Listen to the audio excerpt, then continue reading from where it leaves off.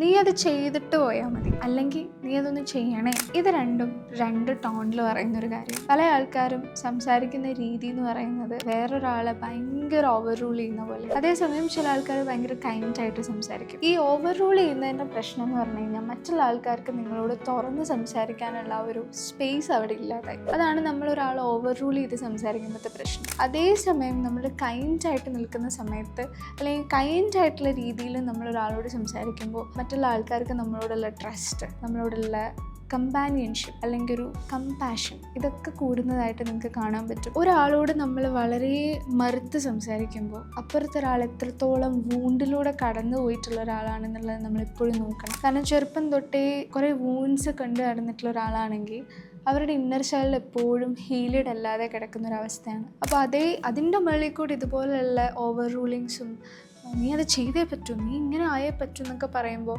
ആ ഒരു വ്യക്തിക്ക്, അതായത് ഓപ്പോസിറ്റ് നിൽക്കുന്ന ഒരു വ്യക്തിക്ക് അവരൊട്ടും വേർത്തല്ല, അതുകൊണ്ടാണ് മറ്റുള്ളവർ അങ്ങനെ പെരുമാറുന്നത് എന്നുള്ള ഒരുപാട് ഇൻസെക്യൂരിറ്റീസ് പിന്നെയും റീബിൽഡ് ആകാനുള്ള ചാൻസ് ഉണ്ട്. There will be some stages നമുക്ക് കുറച്ചുകൂടെ റൂഡായിട്ട് സംസാരിക്കേണ്ടി വരും. പക്ഷേ ആ റൂഡ് ആവുന്നതിന് ഒരു റീസണും ഒരു വാല്യുബിൾ ആയിട്ടുള്ള ഒരു മെസ്സേജും നമ്മൾ അവർക്ക് കൊടുക്കണം.